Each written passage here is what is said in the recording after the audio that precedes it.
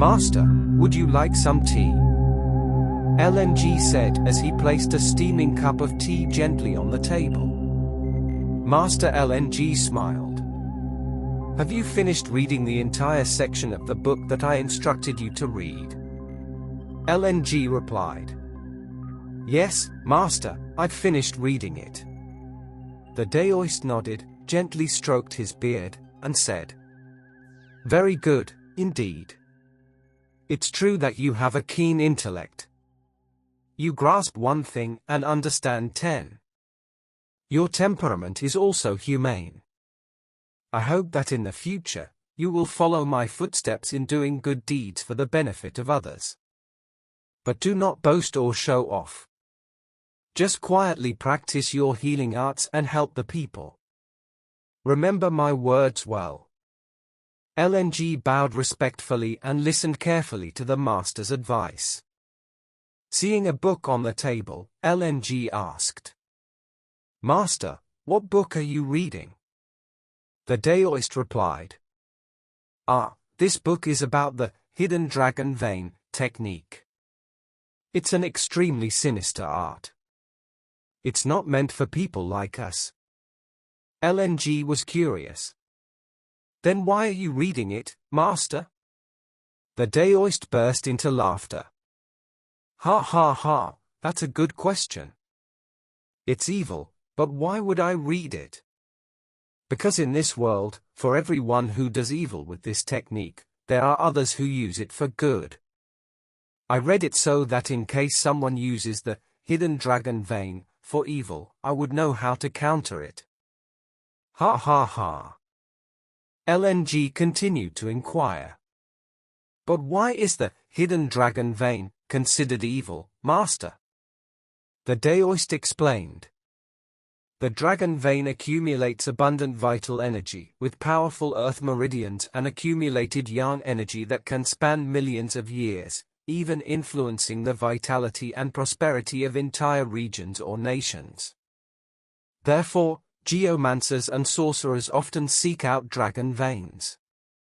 Some do it for the benefit of humanity, but many others seek to control the dragon veins for their own gain or to manipulate the fortunes of regions. Holding onto a dragon vein is like possessing a source of immense power, which is inherently dangerous. Hence, skilled geomancers and sorcerers devised ways to hide dragon veins from others, safeguarding them for their own purposes. That's the essence of the hidden dragon vein technique. They create boundaries based on geographical features and geomantic principles so that only those with exceptional knowledge of geomancy and sorcery can discover them. Each type of dragon vein is used according to the desires of the geomancer or sorcerer. However, dragon veins are the essence of heaven and earth, and monopolizing them is inherently perverse. Therefore, these skilled practitioners developed methods to prevent others from finding and using dragon veins, thus ensuring their control. LNG was wide-eyed with surprise. Is this really true, Master? The Daoist nodded. Indeed, there are countless incredible phenomena and mysteries in this world that neither you nor I can fully understand. We just need to act according to our conscience. Ha ha ha. But don't worry, creating such boundaries requires an extraordinary mastery of geomancy and sorcery. Few people can accomplish this, and furthermore, mastering the hidden dragon vein technique requires a commitment equivalent to risking one's life. Teacher LNG, what's wrong? Let's go eat some rice. You've been sitting here absent-mindedly for a while now. Upon hearing the village chief's voice, Teacher LNG suddenly snapped out of his thoughts. It was already dark outside, eerily quiet without any sound. He sat down, picked up his rice bowl, and asked hesitantly, Is it really possible for someone to do this? Listening to the headman's voice, Teacher LNG suddenly remembered that it was already late. Outside, Fang barked. Bark. Bark. Bark. Bark. Setting down his bowl, Mr. VNG went out to the yard and loudly asked, "Who's there? Who's out there?" A voice replied, "It's me, I'm Teo, Mrs. IU's grandson." Mr. VNG responded, "Oh, Teo, wait a moment for me. Why are you here at this hour?" Mr. VNG hurriedly went out to the gate. 5 minutes later, he returned with a flashlight, his meal still unfinished, and seemed to be preparing to leave somewhere. Teacher LNG asked, "Ah, village elder, why did you rush off before finishing your meal?" Mr. VNG replied, "Just eat your meal first and leave it on the table. I'll eat it later when I return. I need to go to Mrs. Thay Kung's house immediately for a ritual offering. She said her grandson came over to inform us that there's an urgent matter requiring immediate ritual offering. She has always been in charge of ceremonies in the village. Stay at home, teacher, I'll be back." Teacher LNG felt puzzled, unable to discuss anything about the mysterious circumstances in the village. With a sinking feeling, he thought perhaps Mrs. Thay Kung had discovered something, but then, reconsidering, he realized she had likely been in the village for a long time, accustomed to the local customs and might know a bit more. He wanted to accompany them to learn more clues, but Teacher LNG hesitated, fearing Mrs. Thay Kung might suspect his involvement and think he was prying too deeply. Therefore, Teacher LNG simply said, "All right, you go ahead. When you return, tell me what happened so I can understand a bit more." Mr. VNG nodded his head and walked away from the house, leaving Teacher LNG alone. Teacher LNG finished his dinner and cleared the table. At 7 p.m., under a sparkling starry sky with a dry and slightly chilly atmosphere, the autumn air felt unusually oppressive. Everything seemed to make sense after the prolonged rain, as the weather was beginning to turn harshly dry. Teacher LNG suddenly felt fortunate because without that rain, the entire village might have faced a crisis due to contaminated groundwater. However, rainwater was limited and could only last for 1 to 2 months. If there was no rain after that, it would not just be the villagers who faced difficulties. Furthermore, with contaminated groundwater, gradually the land would become infertile, and the prospect of planting anything would disappear.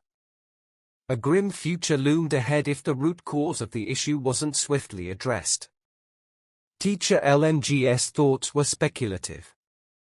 If indeed there was someone like the hidden dragon vein, why would they do this? Why had nothing like this happened in the past 100 years? Was there still some hidden secret in this village that nobody knew about? And if the dragon vein wasn't hidden, where could it be? The vitality here was so strong that there must be a dragon vein, otherwise, how could a protective deity appear for the village? With such strong spiritual energy, why couldn't they locate where the dragon vein lay? Knowing or not knowing, everything seemed confused and muddled. There was only one certainty: the village of Vien Tai was facing a major disaster. If they wanted to survive, the villagers had no choice but to leave. But where could they go when this place was their burial ground, their ancestral land, tied to the history of at least 3 generations of people here? Where could they live, and how could they sustain themselves? Around 8 p.m., Mr. VNG returned, and Teacher LNG poured him water, gently asking, "Uncle, how did your errands go? Did you discover anything new?" Mr. VNG replied, "Madam IU at the temple said it's because the villagers neglected to maintain the village shrine and failed to cast the statue of the Holy Emperor. That's why the deity is angry and has brought calamity upon us."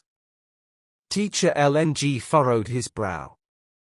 "But didn't we already have a shrine with a statue of the Holy Emperor?" Mr. VNG took a sip of water and hesitated. To be honest, teacher, last year after the harvest, as usual, the villagers sacrificed a buffalo at the village courtyard to pray for favorable weather and a prosperous planting season. After slaughtering the buffalo, they placed its head before the statue, and at that exact moment, a crack appeared on the statue, albeit a small one.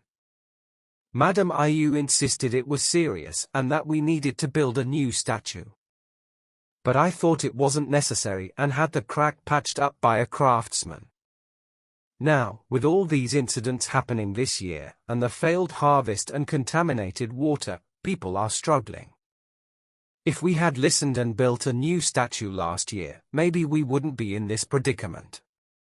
Teacher LNG listened quietly and then asked, "Did Madam Iu say anything else?" Mr. VNG continued. "Yes, she said in 2 days, the village would commemorate its 100th anniversary, and we must make a new statue to show respect and seek forgiveness from the deity. But as you can see, with all that's happened in the village in just these past 2 days, the harvest is lost, and people are barely getting by meal to meal. Where will families like Aunt Zones find the money for this?" Teacher LNG fell silent, then spoke softly. "The divine spirits above are here to benefit all beings and protect everyone. Every year, our village remembers the deities, performs rituals, and sacrifices to thank them. How could the deities be angered? The troubles in the village are not due to any divine retribution. Saying so is like placing blame on the deities. I am an outsider intervening in village affairs, fearing that the malicious might take advantage if not thwarted. In times like this, every reserve is precious, we shouldn't squander it. Please think carefully, village head. Tomorrow, may I request to take a stroll around the village? Who knows, I might find something. You should rest early tonight." With that, Teacher LNG stepped out onto the porch, holding a small silver bell with his big toe.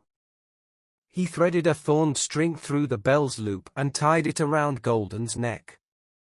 He gently stroked Golden's head, and the dog looked up at him gratefully, as if thanking him.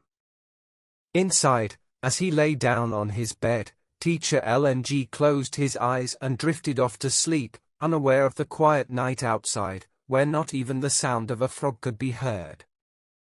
It was already midnight. That night, Teacher Long had a dream.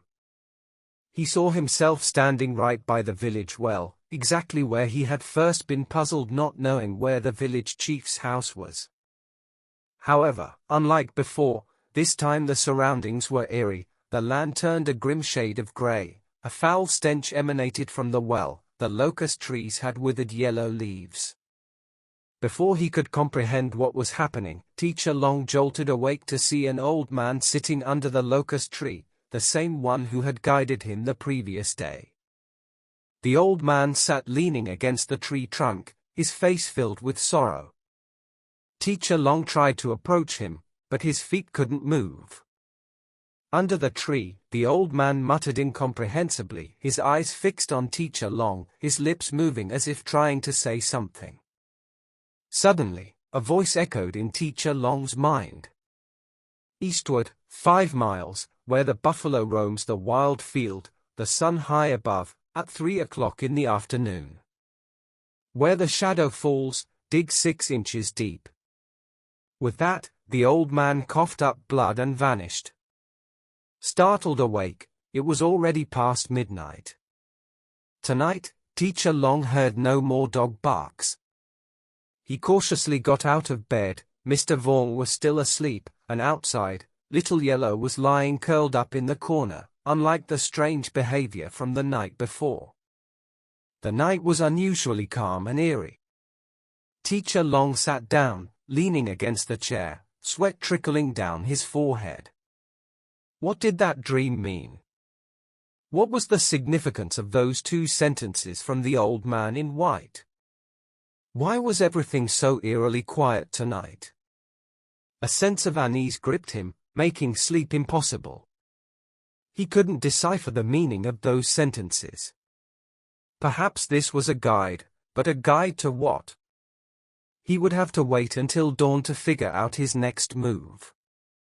The night dragged on, and the crowing of a rooster heralded the dawn from Mr. Vuong's garden. Sleepless all night, Teacher Long got up early and opened the door just as the rooster crowed. Outside, the sky was still dim, the morning was chilly despite the impending heat later in the day. Teacher Long stepped outside just as Little Yellow woke up, walking toward the gate. Teacher Long muttered, "Eastward, 5 miles. I'll ask the village chief later. Since today, I also have a desire to stroll around the village." Seeing Little Yellow sniffing the ground and the road, Teacher Long was puzzled. "How come you? Why are you biting my pants?" But Little Yellow kept tugging at Teacher Long's pants, scratching the ground with its paws. Suddenly, it barked 3 times. Woof! Woof! Woof! Then it turned back and bit the hem of Teacher Long's pants. Perplexed, Teacher Long said to Little Yellow, "What are you doing? Why are you biting my pants?" But Little Yellow kept pulling on Teacher Long's pants, scratching the ground with its paws. At that moment, Teacher Long understood what the dog meant. It wanted him to bend down and see what it had found. It was still dark, so Teacher Long had to sit down to finally understand that there was a tiny silver thread on the ground. It turned out that this was what Little Yellow had been signaling since earlier. Picking up the silver thread, which was quite short, just big enough for a child's wrist, this size, it would only fit a child's hand, not an adult's. Someone must have accidentally dropped it here, temporarily keeping it, and later, Teacher Long would give it to the village chief to find the owner and return it to them. Patting Little Yellow's head, Teacher Long praised. "Very clever, I didn't expect you to be so sharp." Opening the gate to go inside, Mr. Vuong woke up. Stepping out into the yard, Mr. Vuong said, "Teacher is up early, the sky is just beginning to brighten." Teacher Long smiled. "There are many things that kept me awake.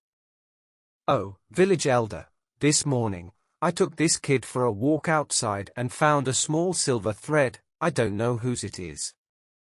Now I give it to the village elder, ask whose house it belongs to, and return it to them." After speaking, Teacher Long handed the silver thread to Mr. Vuong. Mr. Vuong looked puzzled. "This seems familiar to me. Where have I seen it before? But as small as this is, it's probably for a child. Whose house is it?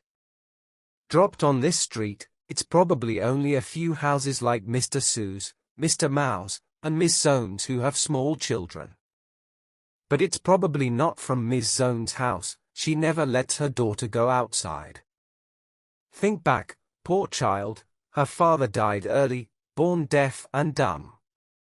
This year she must be 13 to 14 years old and she just stays at home all day. Luckily, yesterday the villagers came to help a little. Thank you, teacher. In a bit, I will walk this road to ask a few houses if it belongs to them." After finishing speaking, Mr. Vuong stood up. Teacher Long quickly asked, "Isn't it still early in the morning, sir?" Mr. Vuong laughed. "No, I'm going to wash my face and boil some potatoes. I'll make some tea. In a bit, I'll walk this road and eat. Isn't it yesterday? You said today you would walk around the village or something. Sit down and wait, I'll finish it right now." Teacher Long replied. "Oh, dear, the village chief doesn't have to work like that. In my hand, I have some dried rice, that's enough for me to eat. This year, I'm so tired. Eating, drinking, it's not easy, the potatoes to eat for lunch are fine." Mr. Vuong waved his hand. "Teacher, when you go, take care of the village affairs. You need to eat to have strength to go. After you finish, come back here for lunch, I'll have it ready. Respect is not as good as obedience, which is why Teacher Long wanted to stay to investigate the deeper cause of everything. Pouring the boiled potatoes, the sky had brightened, and Mr. Vuong wrapped the 2 largest potatoes in banana leaves, handed them to Teacher Long, and smiled. Take these for your journey. This village may look small, but it's quite large. You might not finish walking around all day. This morning, I'll also ask around the houses on this street to see who dropped this silver thread. Teacher Long asked. At the end of this street, is there a loop path leading to the banyan tree where the water seller lives? Mr. Vuong nodded. Yes, there is, but the loop path is through the fields, not the road. The village is wide, but the population is concentrated around here. The rest is all rice fields and wild banks. Teacher Long replied. Then I'll accompany the village head for a while. Mr. Vuong opened the gate, and his dog Vang waved its tail to bid farewell. Along the way, Mr. Vuong said, Mr. Suu's house is the nearest.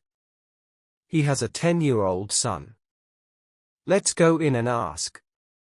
In rural areas, almost every house wakes up early, hanging clothes in the yard. Suu's wife, seeing Mr. Vuong standing outside the gate, called him in. Does Mr. Vuong need something from our house? But this morning, our family left early. Mr. Vuong said. Oh, no need. Having Mrs. Suu here is good enough. Actually, I found this silver thread, possibly belonging to a child. Could you check if it belongs to your child? Mrs. Suu looked at the silver thread in Mr. Vuong's hand and shook her head. No, it's not ours. My son wears silver, but his eyes are bigger than this. It's not his. Mr. Vuong bid farewell to Mrs. Suu and continued. He said. Nearby, there are only 2 houses left, Mr. Mao's and Mrs. Zone's. Both have daughters. Mr. Mao's daughter is only 9 years old, it could be hers. But when they asked Mao, he also said his daughter did not wear a silver thread. It was then that Teacher Long spoke up. Since these houses are next to each other, why don't we go to Mrs. Zone's to ask?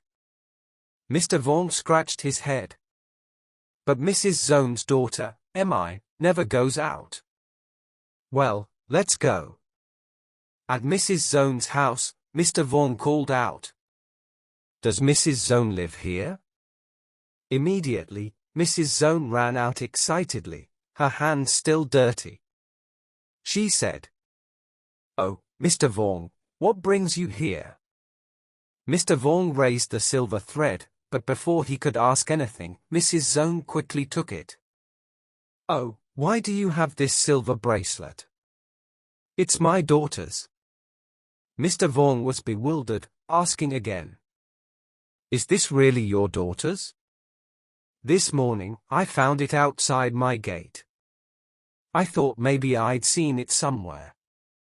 Maybe it's from yesterday, I remember seeing the child sitting drawing on the porch. Mrs. Zone nodded tearfully. I swear it's true, this is my daughter's silver bracelet. My mother gave it to her before she passed away. But how could it be in front of your gate?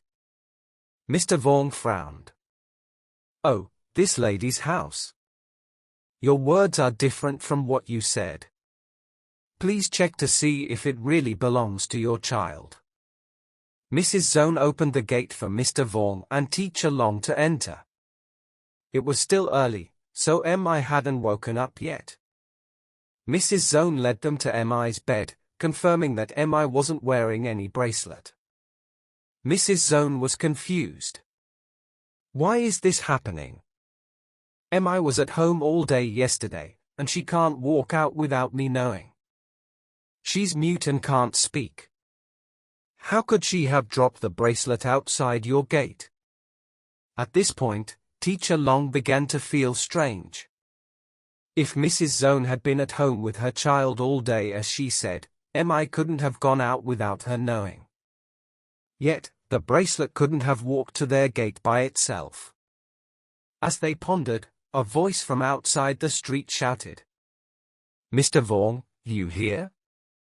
Something big has happened. Someone has died." Running into Mrs. Zone's house was Suu, who was actually Suu. Suu ran, shouted, and panted. Upon seeing Mr. Vuong and Teacher Long inside the house, Suu hastily said, "Thank goodness, Uncle Vuong, you're here. I ran to your house and didn't see you there, ran back home and my wife said you went down here." Uncle Vuong, Mr. Fan the herbalist, hung himself in the house, since last night. Mr. Vuong, startled, asked again. "What did you say? Say it again so I can hear." Suu repeated slowly. Mr. Fan the herbalist, at the head of the village, hung himself since last night. His family just found out this morning and they are crying loudly. I saw it as I passed by, so I ran here to tell you. But strangely, his wife and he slept together last night, yet she didn't know he went outside to hang himself under the longan tree until she opened the door this morning and saw him hanging there. Please come quickly. Upon hearing this, both Mr. Vuong and Mrs. Zone were shocked. Mrs. Zone held Mr. Vuong's shirt tightly, and he asked, "Did you go see it? Oh, and I forgot, you still have little Mi. Anyway, it's best to stay at home." Mrs. Zone hesitated. Yes, sir, the village chief is coming, but what am I doing here?" Mr. Vuong hurriedly left Mrs. Zone's house, and even Teacher Long followed. 2 days ago it was chickens and cows dying, and now there was someone hanging himself. Teacher Long decided to temporarily set aside his usual tasks and join Mr. Vuong. Standing in front of Mr. Fan's house, which was one of the rare brick houses in Van Tai village, it was understandable that the Fan family was wealthier than most other families. The red brick yard, tiled roof, and villagers gathered tightly around the gate upon hearing Mr. Fan's hanging news. Suu cleared the way for Mr. Vuong. "The village chief is here now, everyone move aside a bit." Entering the yard, the first sight was Mr. Fan hanging loosely from a longan branch with his neck tightly gripped. Lying prostrate under the tree was Mrs. Fan, and upon seeing the village chief, she cried out, "Village chief, why did my husband die like this?" Seeing Mr. Fan's body still hanging there, Mr. Vuong had to ask his wife, "Was there any issue inside the house?" Mrs. Fan shook her head in confusion. "No, sir, yesterday evening he was still drinking and eating happily. We slept together until midnight. He was still lively until then. I was exhausted and fell asleep. When I woke up, he wasn't beside me. I thought he went outside to exercise. Who knew? When I opened the door, I saw him hanging there since who knows when, sobbing. Despite the somber context of death, those outside couldn't help but laugh upon hearing Mrs. Fan's story. But when Mr. Fan's body was brought down, no one dared to laugh further. With a high house, expansive yard, and a profession as a respected herbalist, there seemed no reason for Mr. Fan to take his own life. If it wasn't suicide, then perhaps it was caused by an evil spirit. Dead chickens, dead cows, poisoned well water, and now a person hanging himself without apparent cause despite wealth and comfort.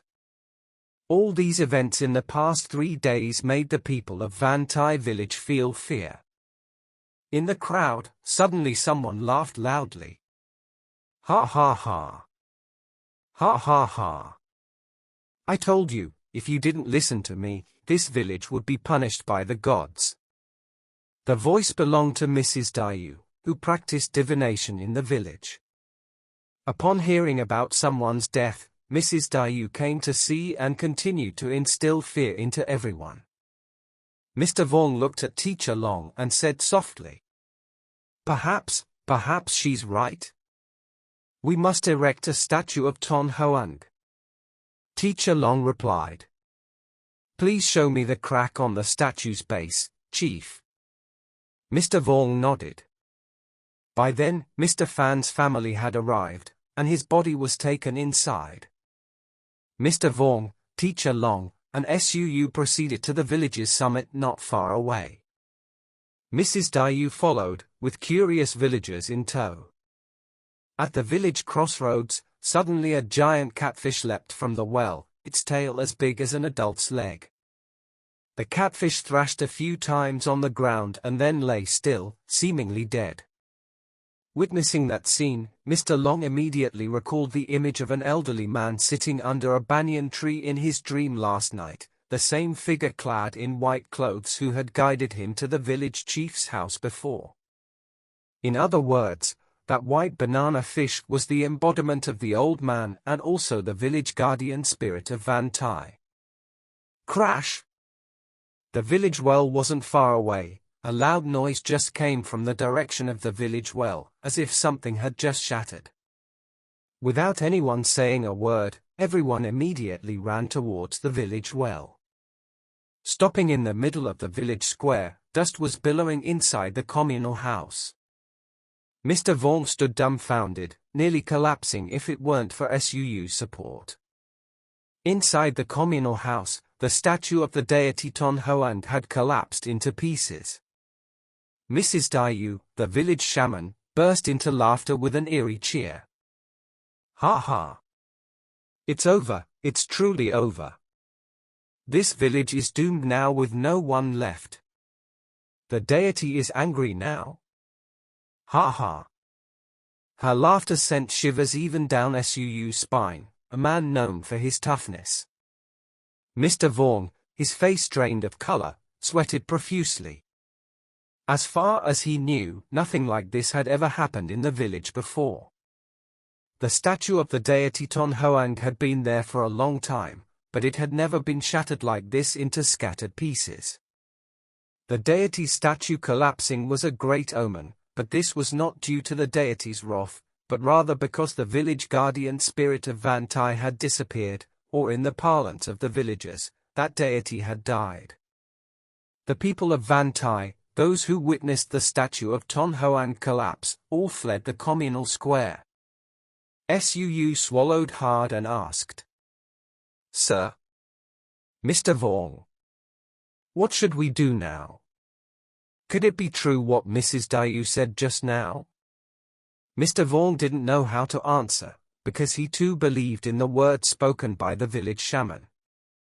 Mr. Vuong regretfully replied, If only I had listened to her and built a new statue last year, maybe the village wouldn't have encountered this disaster. Having said that, Mr. Vuong knelt down and clasped his hands, bowing reverently towards the communal house. In the empty courtyard, Master Long finally spoke up. 5 steps east, the buffalo roams the wild field, the sun rises high, it's the hour of the rooster. Shadow cast to where, 6 inches deep. These are the instructions the guardian deity gave to the villagers before disappearing. Ton Hoang, the deity of Van Tai village, has been closely tied to its people for centuries.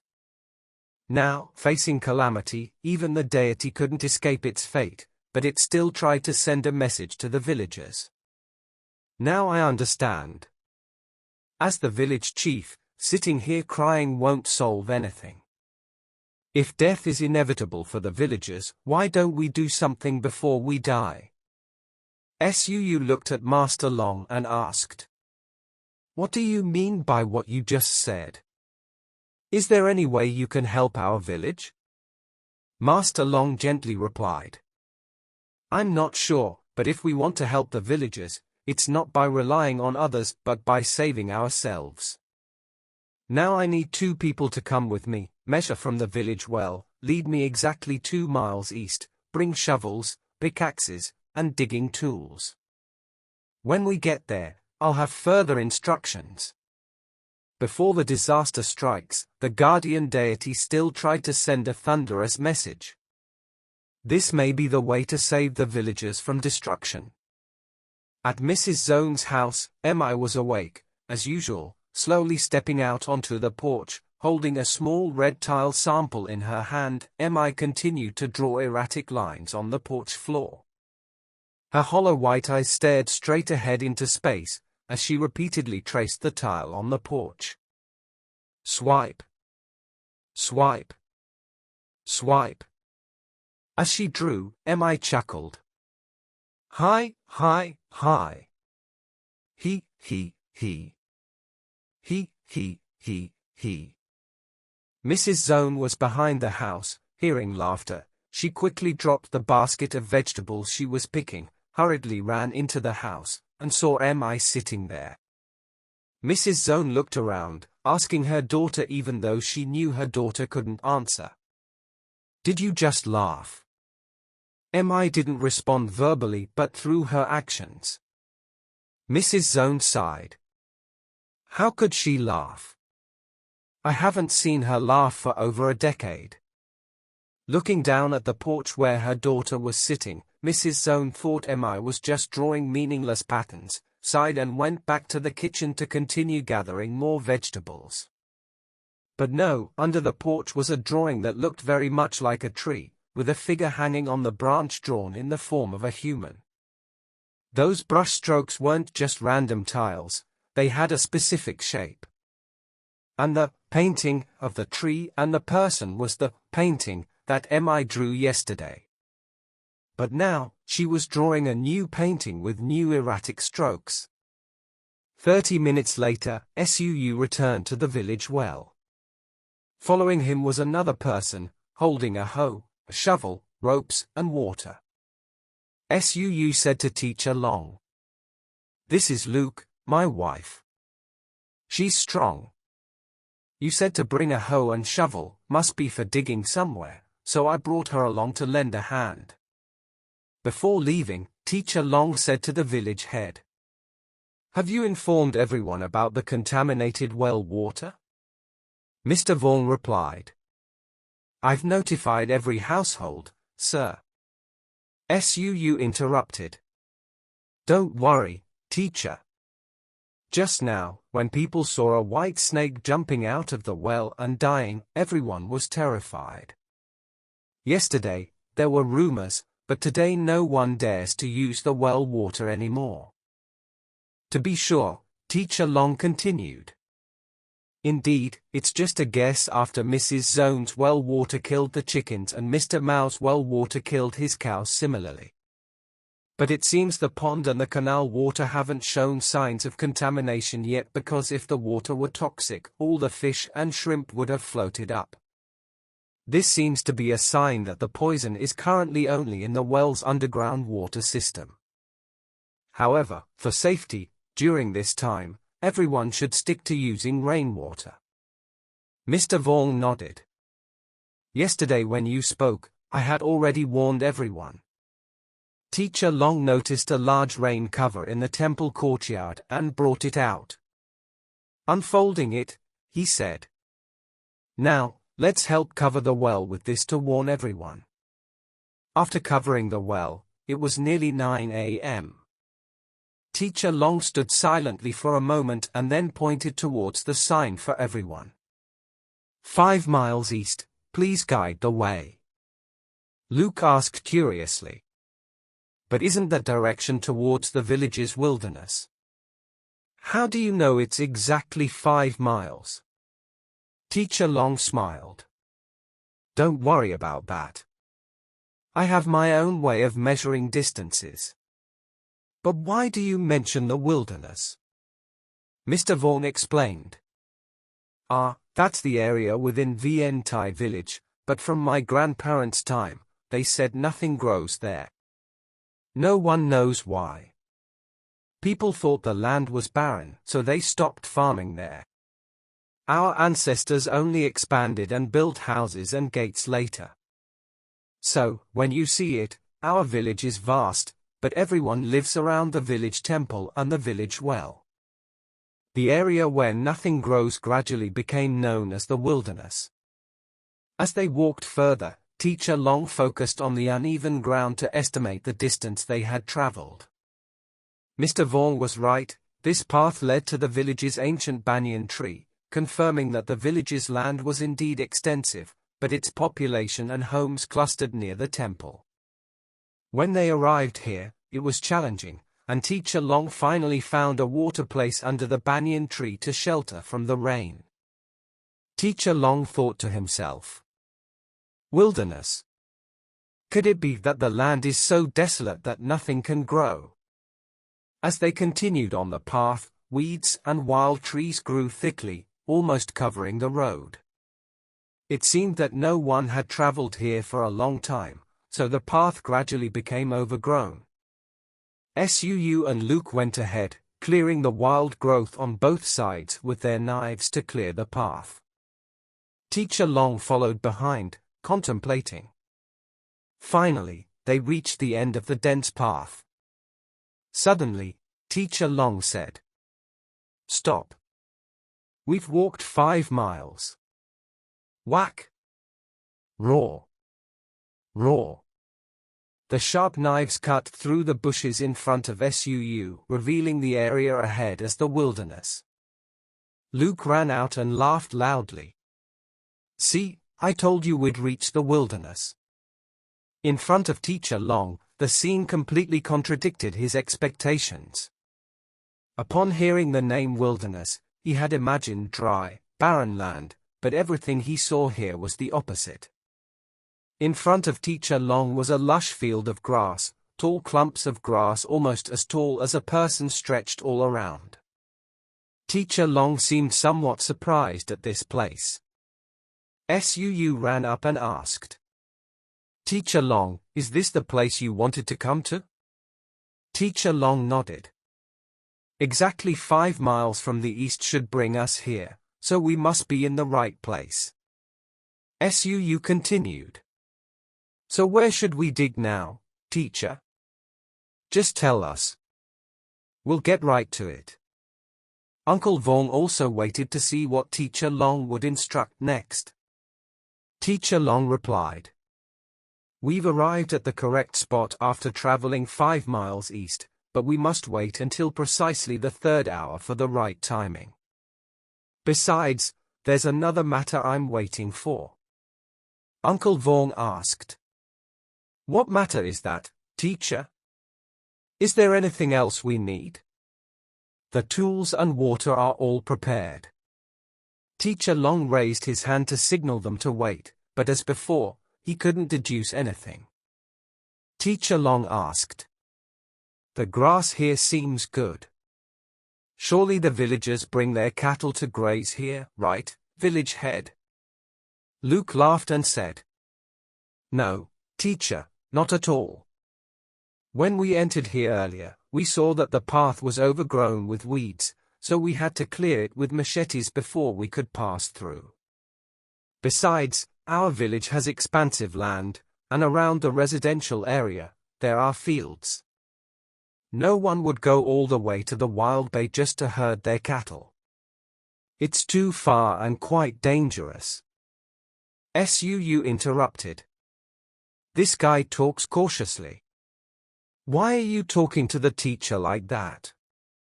Luke quickly scratched his ear apologetically to Teacher Long, who smiled and asked, "It's far, yes, but why dangerous? Can you explain further?" Luke looked at Uncle Vuong and his brother-in-law hesitantly, not daring to speak. Uncle Vuong replied, "Actually, since I became the village chief, I've seen that the land here is vast and the grass and weeds grow well, so I had the idea to clear and have the villagers plant more corn and sugarcane here. Although my elders said it couldn't be done. Being from the military, I didn't believe them. I managed to persuade a few families to join me, and we came here to dig and sow, but..." Teacher Long asked, But what happened? Uncle Luong hesitated.